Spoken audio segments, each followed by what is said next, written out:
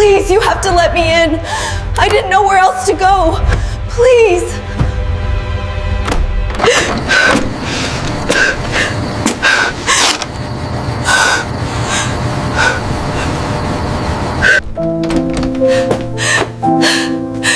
I didn't know where else to go. I never thought saving my drunk boss at 2 a.m. would change my entire life. But when Victoria collapsed on my doorstep, with mascara streaming down her face, sobbing about how her husband just served her divorce papers, I had two choices: shut the door, or let her in. What happened next? Nobody saw coming, not even me. My name is Mark Collins, single father of a 6-year-old daughter named Emma, working as a senior analyst at Henderson Marketing Group, where Victoria Hayes wasn't just my boss, she was the ice queen, the woman who once fired someone for being 3 minutes late, the same woman who rejected my promotion request twice, called my presentation mediocre in front of the entire team, and now here she was, standing at my doorstep at 2 in the morning, completely broken. It was a Friday night. Emma was asleep. I was reviewing spreadsheets because that's what my life had become. Work and more work. Then my doorbell rang. Not once, not twice, but 7 times. Aggressive, desperate. I looked through the peephole and almost had a heart attack. Victoria Hayes, my boss, wearing an evening gown, makeup ruined, swaying like a ship in a storm. I opened the door. What are you doing here? How do you even know where I live? She looked up at me with red eyes. Mark. I didn't know where else to go. Everyone else. They all pretend, but you're real. She stumbled forward. I caught her before she face-planted on my doorstep. Great. Just great. The woman who made my work life miserable was now drunk in my arms, smelling like expensive wine and desperation. I helped her inside, sat her on my couch, got her water. She gulped it down like she'd been in a desert. Then she started crying again. Full-on sobbing. The kind that shakes your whole body. Do you want to tell me what happened?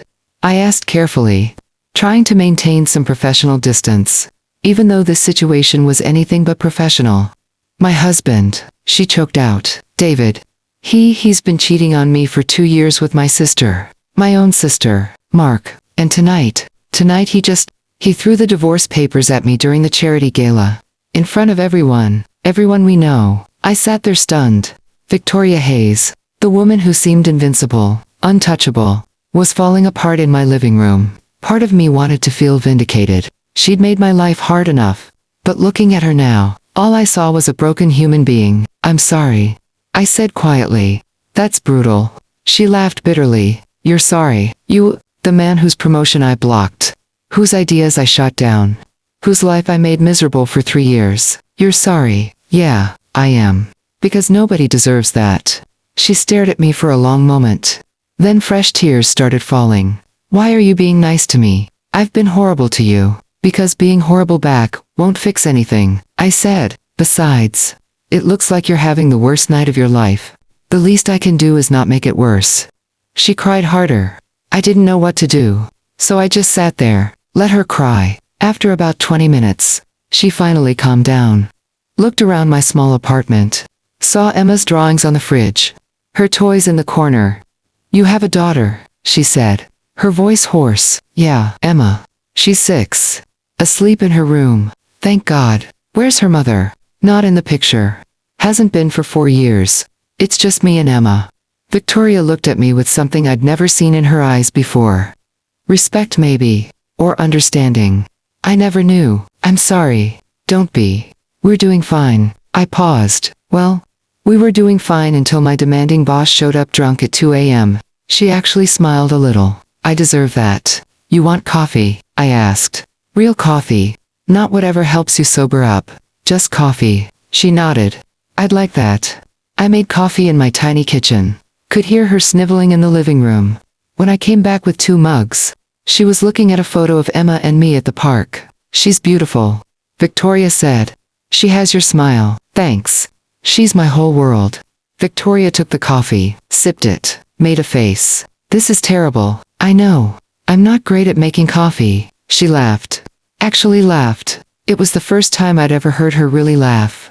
Not the fake corporate laugh she used in meetings. A real, genuine laugh. Why did you come here, Victoria? I asked. Of all the places you could have gone, why my doorstep? She was quiet for a long time. Because, she finally said, you're the only person who ever stood up to me. Remember last month, when I rejected the Morrison proposal, and you argued with me in front of the whole team, said my logic was flawed. I remember. I thought I was getting fired. You should have been, Victoria said. But you were right, and I knew it. Everyone else just agrees with me. Scared of me. But you treated me like a person, not a position. Even when I was being unfair, you called me out. And tonight, when my whole life fell apart, I realized you were the only real person I knew. That's sad, I said. Honestly, you need better friends. Tell me about it, she said. Then can I ask you something? Sure. Why do you stay at Henderson? I know I've blocked your career growth. I know you could get better opportunities elsewhere. So why stay? I looked at her, thought about lying, decided against it. Because Emma needs stability. I can't afford to job hop, take risks. She needs consistency, healthcare, a steady paycheck. So I stay, put up with the frustration. Because being a parent means, sometimes you swallow your pride. Victoria's eyes filled with tears again. I never wanted kids, she whispered. David did. I kept saying, later. Build the career first. And now I'm 42, divorced, and completely alone. You're not completely alone. You're sitting in my crappy apartment, drinking my terrible coffee. She smiled through the tears. This is a pretty crappy apartment. Hey, I said, mock offended. This crappy apartment has character. It has water stains on the ceiling. Adds charm. The couch is lumpy. Vintage. She laughed again. You're ridiculous. And you're drunk. Drink more water. She obeyed. Surprisingly compliant. The ice queen. Taking orders from me. The universe had a weird sense of humor. Mark, she said. After a while, I'm going to tell you something. And I need you to not judge me. Okay. I've been horrible to you, on purpose. I kind of figured that. No, you don't understand. When you first joined Henderson, I saw your resume. Single father. Fighting for custody. Working 2 jobs. Putting yourself through night school. And you know what I thought? What? I thought you were going to fail. I thought you'd be another statistic. Another person who couldn't handle the pressure. And it made me angry. Why? Because I gave up everything for my career. My 20s. My 30s. Relationships, family, everything. And here you were. Trying to have both. Career and family. And I wanted you to fail. Because if you succeeded, it meant I'd sacrificed for nothing. That's messed up. I said, I know. She whispered. And then you didn't fail. You excelled. You were brilliant, creative, and you did it all while being an amazing father. I saw you leaving early for Emma's school events. Taking calls during lunch breaks to check on her. And you still outperformed people who had nothing else in their lives. So you punished me for it. Yes. And I'm sorry. I'm so sorry, Mark. You deserved that promotion.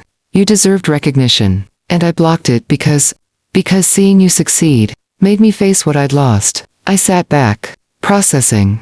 This was the most honest conversation I'd ever had with Victoria. Maybe the most honest conversation she'd ever had with anyone. You know what the worst part is, she continued. David was right. When he threw those papers at me, he said I'd become a machine. That I'd forgotten how to be human. How to feel. How to connect. And looking at my life, he wasn't wrong. I have a corner office, a title, money, and absolutely nothing else. No real friends. No family who talks to me. Nothing. It's not too late, I said. She looked at me skeptically. I'm 42 and divorced. My mom got remarried at 50. Happiest she's ever been. Really. Really. I paused. Look, Victoria. You've been awful to me at work. I'm not going to pretend otherwise. But right now, you're not my boss. You're just a person who's hurting. And I know what that feels like. When Emma's mom left, I was devastated, angry, lost. I thought my life was over. What changed? Emma. I looked at her one morning, really looked at her, and realized I could either be bitter about what I lost, or be present for what I had. I chose to be present. Victoria was quiet, staring into her coffee cup.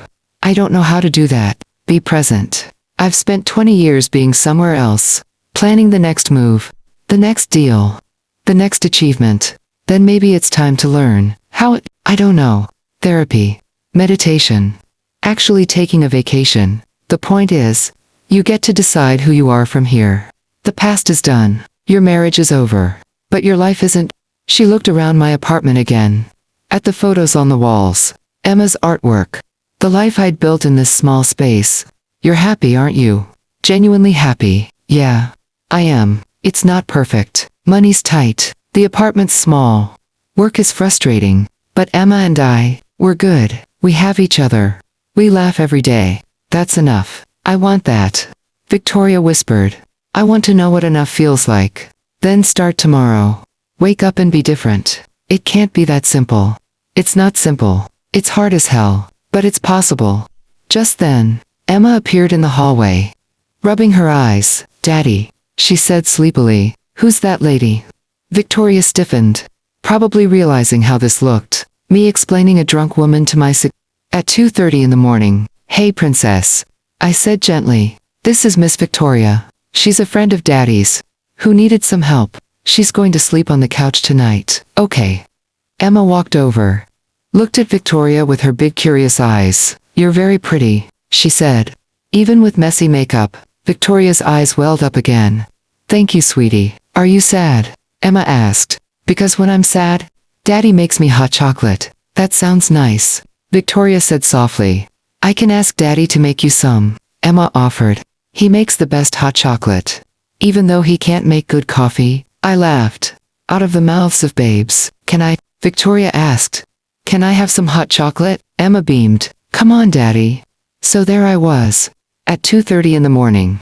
Making hot chocolate for my daughter. And my drunk boss. If someone had told me this morning, this is how my night would end, I would have called them crazy. We sat around my small kitchen table. Emma chattering about her school day. Her best friend Sophie. The caterpillar they found at recess. Victoria listened intently, asking questions. Genuinely interested.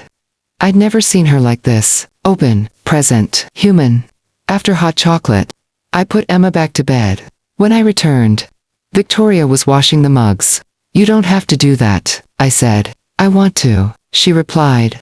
When's the last time you had help with anything? Honestly, I don't remember. That's what I thought. She paused. Mark, can I tell you the real reason I came here tonight? I thought you already did. Not all of it. She turned to face me. When David threw those papers at me, when everyone at that gala stared, whispered, judged, I had a moment of complete clarity. I saw my whole life for what it really was, empty. And the only person I could think of, the only person whose respect I actually wanted, was you, me. Why? Because you're real. You have something I've been chasing my whole life without realizing it. You have purpose, connection, love. You have Emma. And she looks at you like you hung the moon. And I realized, I don't have anyone who looks at me like that. No one. That's not true. Emma just told you you're pretty. Victoria smiled. She's sweet. She's honest. Kids don't have filters. If she said it, she meant it. Look, Victoria. You're at a crossroads. You can either become more of what you've been, or you can choose something different. What would you choose, if you were me? I'd start by apologizing to the people I've hurt, including myself. Then I'd figure out what actually makes me happy. Not successful. Not powerful. Happy. How do I do that? Start small. Tomorrow, take a walk. Not for exercise.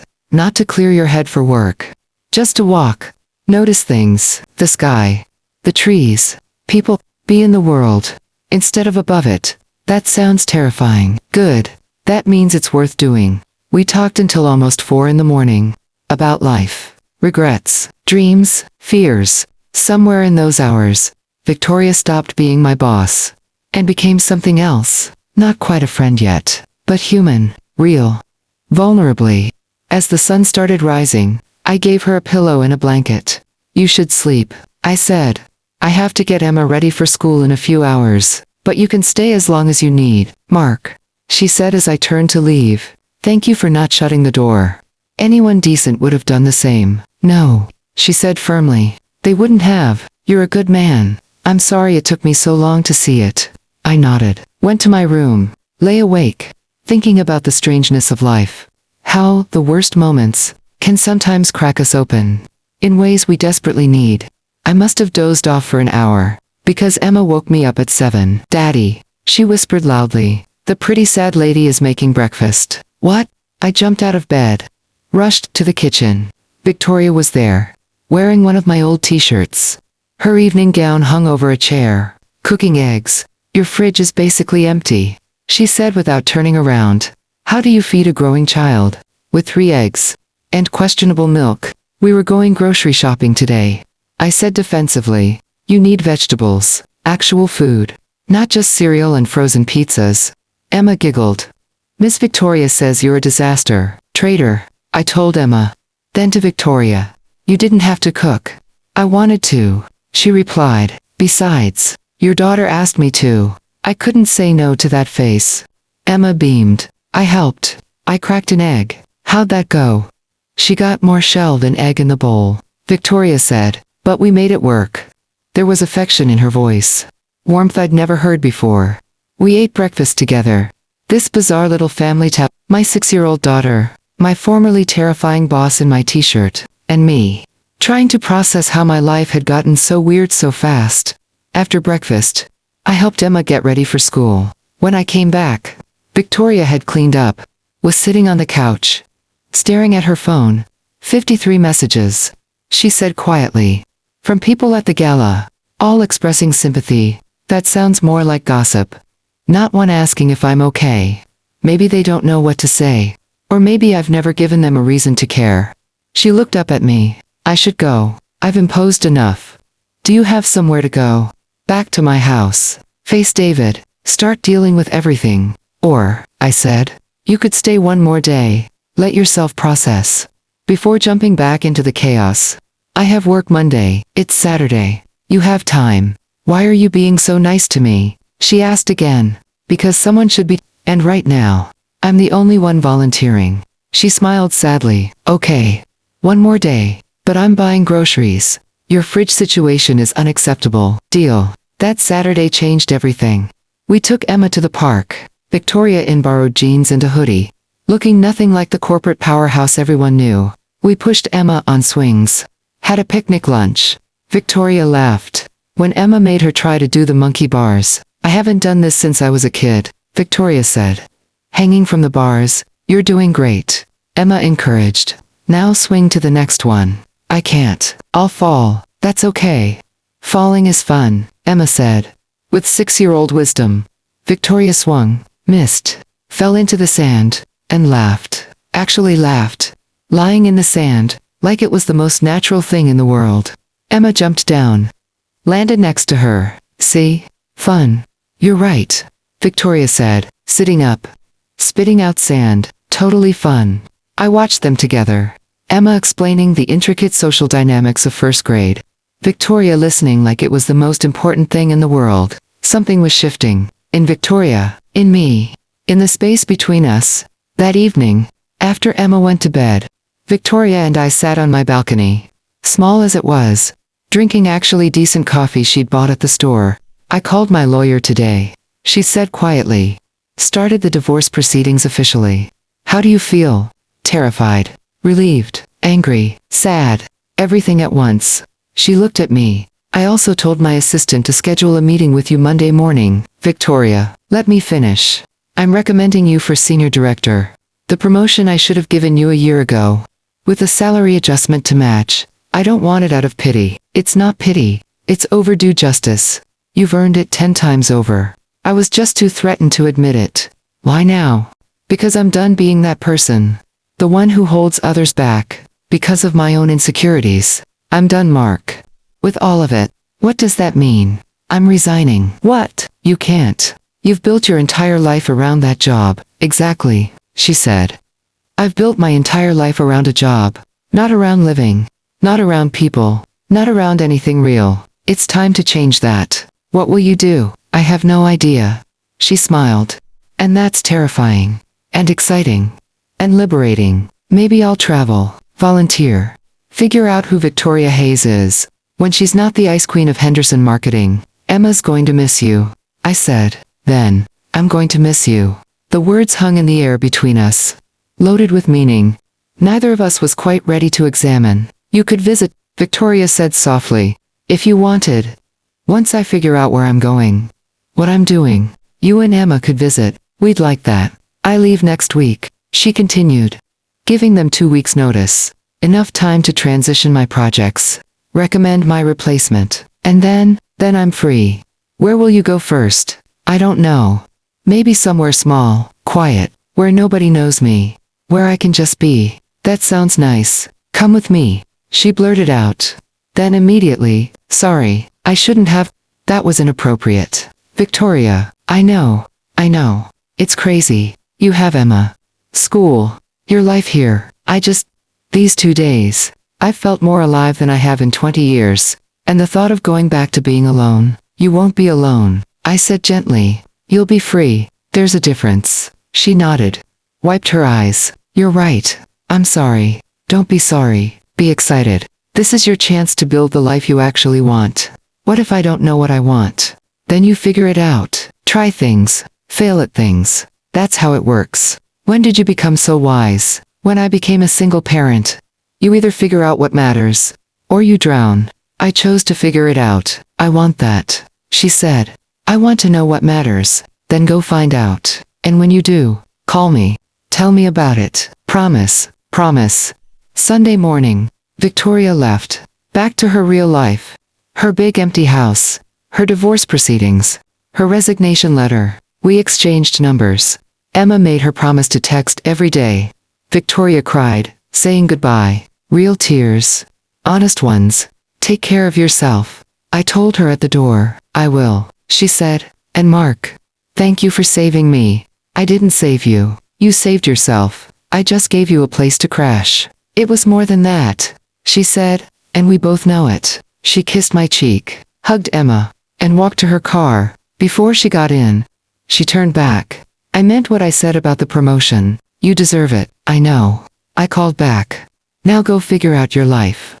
She smiled, waved, drove away. Emma and I stood there, watching until her car disappeared. Is Miss Victoria going to be okay, Daddy? Emma asked. Yeah, Princess. I think she is. Good.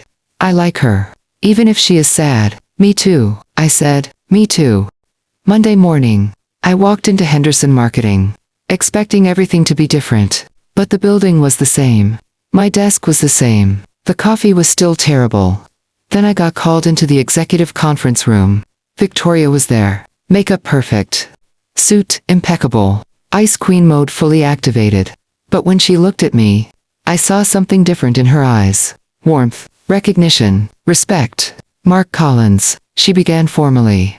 I've recommended you for immediate promotion to Senior Director of Strategic Initiatives. The board has approved, along with a 30% salary increase and full benefits package. The room erupted in polite applause. I was stunned. Additionally, Victoria continued, I'm announcing my resignation. Effective 2 weeks from today. I'm stepping down to pursue personal interests. Gasps around the table. Shock. Confusion. I'm recommending Mark as the interim department head during the transition period, with consideration for permanent placement. After a 90-day review, the meeting dissolved into chaos, questions, concerns, politics. Through it all, Victoria remained calm, professional. When everyone finally cleared out, she approached me. You earned this, she said quietly. Every bit of it. Thank you, I said. For everything. She smiled. No thank you. Then louder so others could hear. I'll need to brief you on all my current projects. Shall we say, 2 p.m. in my office? Sounds good. I replied professionally. As she walked away, she turned back one more time, mouthed thank you. And I knew she wasn't talking about work. I was in my new office, much bigger than my old desk. View of the city, photos of Emma everywhere. When my phone buzzed, a text from Victoria. A photo, her standing on a beach somewhere, Thailand maybe, barefoot, smiling, genuinely happy. The message read, found what matters. It's smaller than I thought, simpler, better. Thank you for showing me the way. I smiled, texted back, proud of you. How's the soul searching? Her reply, ongoing. Turns out finding yourself is a process, not a destination, but I'm enjoying the journey. How's Emma? Growing like a weed. Misses you? We both do. Her response took a few minutes. I miss you both too. More than I expected. Coming home next month. Dinner. The three of us. We'd like that. Good, she wrote. Because I have a proposition for you. Always with the propositions. I replied. This one you'll like. Trust me. I'm starting a consulting firm. Small, ethical, focused on work-life balance. I want you as my partner. Victoria. Think about it, she wrote. We could build something different. Better. Prove that success doesn't require sacrificing your humanity. That's ambitious. We're ambitious people. Differences. Now we know what actually matters. I sat there looking at my phone, thinking about Victoria, sobbing on my doorstep 6 months ago, broken, lost, desperate, and now she was offering me a partnership, a chance to build something meaningful together. Can Emma be the mascot? I texted, obviously, came the reply, followed by, she's the moral compass of this whole operation. I laughed out loud in my office. My assistant poked her head in. Everything okay, sir? Yeah, I said. Everything's good, really good. I texted Victoria back. Let's talk when you're home. I'm interested. Her reply was immediate. You won't regret this, I promise. I know, I wrote. Because you're not the same person. Who showed up at my door that night? Neither are you, she replied. You're the guy who got the corner office. And the recognition you deserved. True, but that's not what changed me. What did? Watching someone I wrote off as irredeemable become someone worth believing in reminded me that people can change. That second chances matter. That compassion beats resentment every time. The response took a while. When it came, it was simple. See you soon, Mark. And thank you for not giving up on me when I'd given up on myself. That's what decent people do, I replied. You're more than decent, she wrote. You're extraordinary. And I'm lucky you answered your door that night. We both are. I sent back. Now go enjoy your beach. We'll plan world domination when you get home. Deal, she replied. With a smiling emoji. Something the old Victoria would have never used. I put my phone down. Looked at the photo of Emma on my desk. Thought about how, one night, one choice to be kind, when I could have been cold, had changed everything. For Victoria, for me, for my daughter's future, sometimes saving someone means letting them fall apart. In your living room, drinking your terrible coffee, eating your disaster kitchen breakfast, being human together, in the mess, and sometimes, the person you save, ends up saving you. Right back. A year later, Victoria and I launched Collins Hayes Consulting. Equal partners. Emma drew our logo. A sun rising over two stick figures holding hands. Victoria insisted, we keep it. Said it perfectly captured what we were building. Hope. Partnership. New beginnings. Our first client meeting, Emma sat in. Victoria introduced her as our Chief Happiness Officer. Emma took the job seriously. Offered everyone the good cookies. Asked if they needed crayons. Made everyone smile. After the meeting, as we celebrated landing the account, Victoria pulled me aside. You know what the best part of all this is? She asked. What? I get to work with people I love. Doing work that matters. Making a difference without losing myself. She paused. I never thought I'd have this. You earned it. I said, we earned it. She corrected. Together. Emma ran over. Grabbed both our hands. Can we get ice cream to celebrate? Absolutely. Victoria said. But I'm paying. I added. We'll split it. Victoria compromised. Partners remember. Emma looked up at us. You guys are weird. We know. We said in unison. Then laughed. As we walked out of the office, Emma between us, swinging our hands. I thought about that night, the doorbell ringing, the choice to open the door, to be kind, to see the human behind the boss. That choice had led to this, to partnership, to friendship, to something that felt a lot like family. Victoria caught my eye over Emma's head, smiled, mouthed thank you. I shook my head, mouthed back, thank you, because the truth was, that night saved both of us. She found her humanity. I found my worth, and together, we found something neither of us knew we were looking for. A second chance, at work, at life, at becoming the people we were always meant to be. And it all started with a doorbell at 2 a.m., a drunk boss, terrible coffee, and the simple choice to be kind, when it would have been easier to be cruel. Sometimes. That's all it takes to change everything. One moment of compassion. One act of grace. One door opened, instead of closed. The end. But really, just the beginning.